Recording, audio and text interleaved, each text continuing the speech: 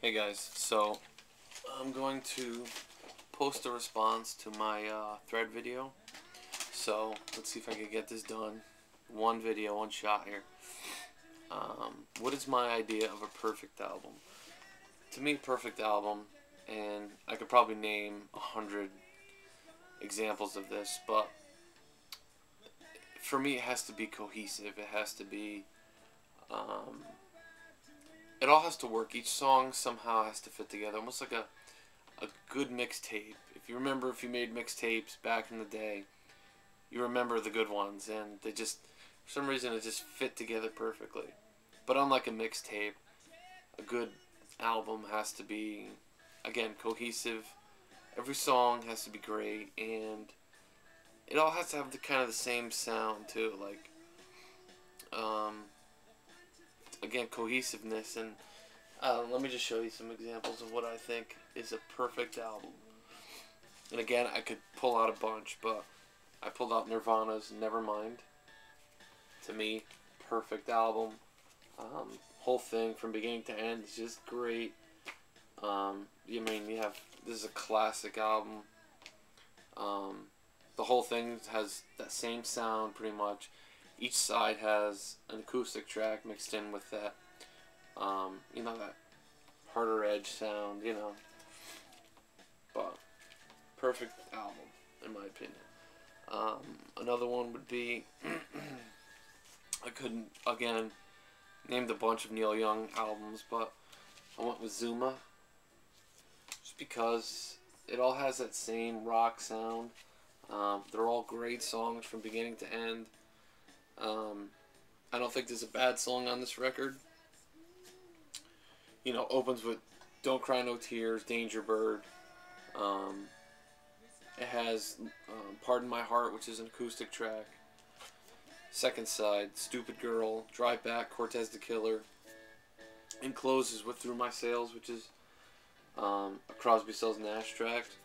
And they're probably almost all from the same sessions, except for the acoustic tracks, probably. But great album.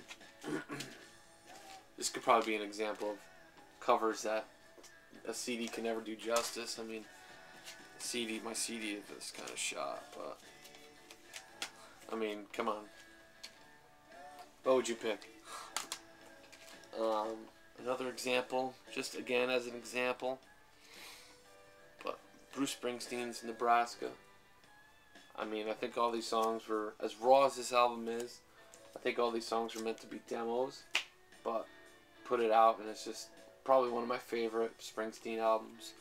I love how just raw and stripped down it is, and just a fantastic record. So, to me, it's a perfect album.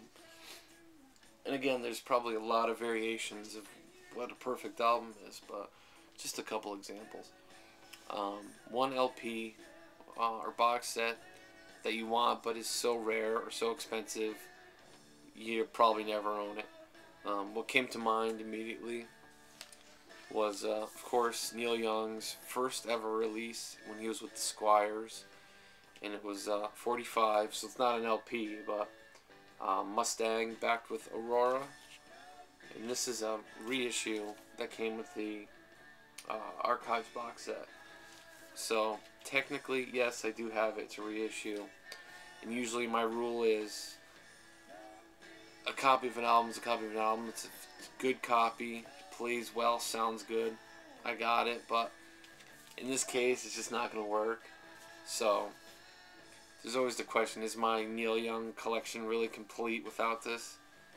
I don't know, but this actually is available. You can find it. It is on, there's a seller on eBay who has a few copies of this. He definitely has more than one, and he's asking like $2,300 or best offer for it, but I think every offer he's rejected, so there you go. Yeah, I would love that just to have. It'd be so cool. But which album in your collection do you feel is best to be romantic to? If I had a Dave Matthews record, I'd probably put that on. But I don't, and I've had luck with that for some reason. especially like college age. I don't know why. Some jazz works well too, like the smoother jazz. Some jazz is just doesn't work well at all. But for this, I went with Steely Dan. Steely Dan to me is the band that can be played on any occasion. I mean, there's something about them. They're just fantastic. They're just, I don't know. They're smooth enough. I don't want to say they create an atmosphere, but they work with almost everything. But it's not depressing music at all. It's just nice music to put on sometimes. Not every song by them, but this album in particular, I would say. But there's a few. So yeah, Steely Dan, I've had luck with. The Grateful Dead works sometimes too, but I've had luck with that too. But anyway, Steely Dan. What is the best closing tracks in your opinion? Pulled out a few. Gotta go with Cowgirl in the Sand off of Everybody Knows This Is Nowhere. Great epic song. I mean, one of Neil's best. 10 minutes. Fantastic closer. One second. Also, another Neil album. I had to go with Words off of Harvest. Just a great song on Harvest. I mean, you have The Needle and the Damage Done, which is live, and then there's this applause, and Neil's guitar just like cuts it off, like, and it's just fantastic, and it's just a great tune. So, good closing track. Another would be Rocket Queen, Guns N' Roses. Again, this could be an example of a perfect album. It's cohesive. Every song is good in my opinion. But Rocket Queen is a great closing track for this. I gotta go with the Beatles, A Day in a Life off of Sgt. Pepper. Another epic closer. I mean, great John Lennon song. Nirvana's In Utero, closing track, of course, All Apologies. And I mean, I don't know if there's a more poignant closing track when you consider what came after. I mean, but yeah, great closing track. I also had to go with The End by The Doors.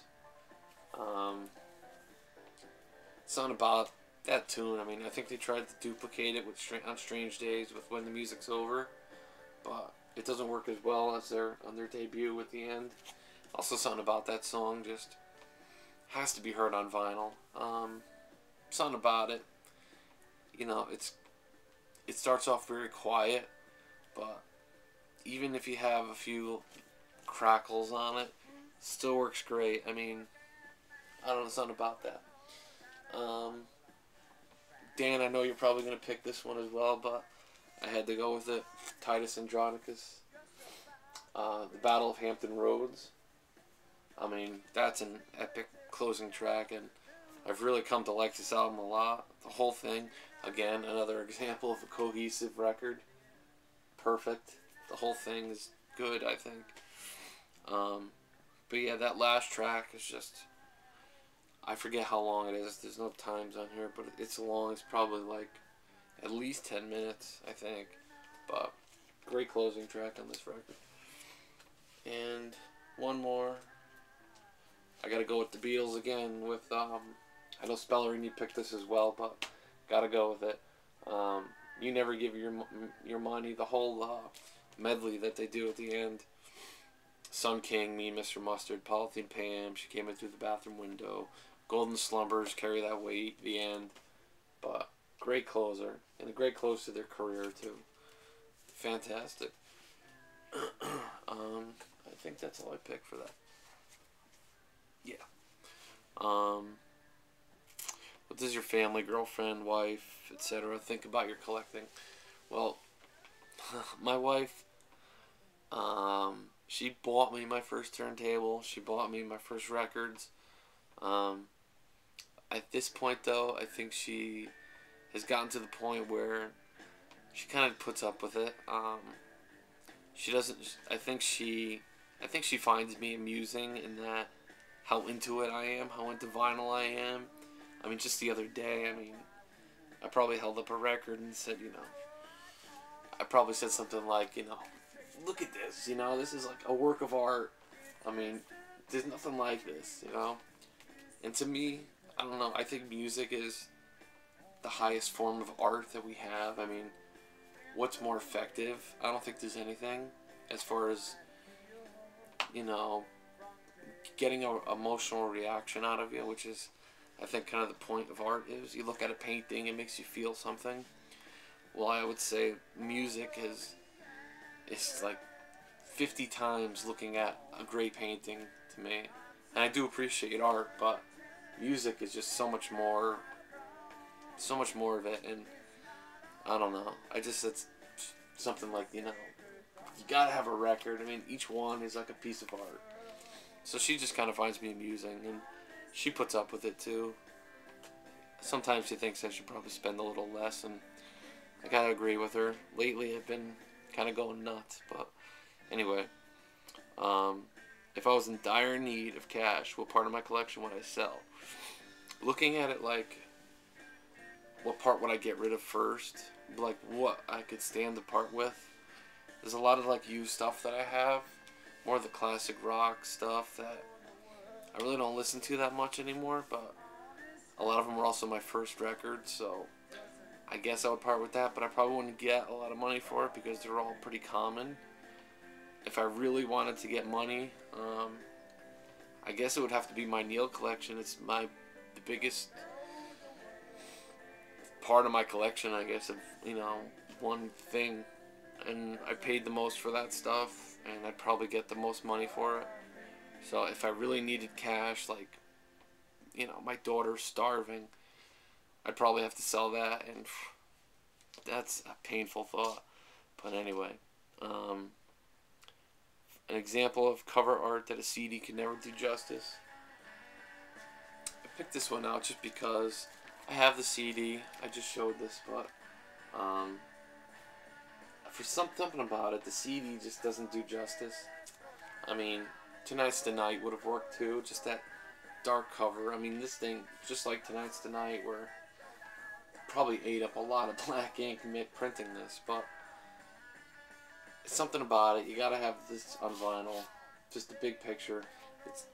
Picture is very effective, I think, and having it small, I mean, again, like this, it's like nothing.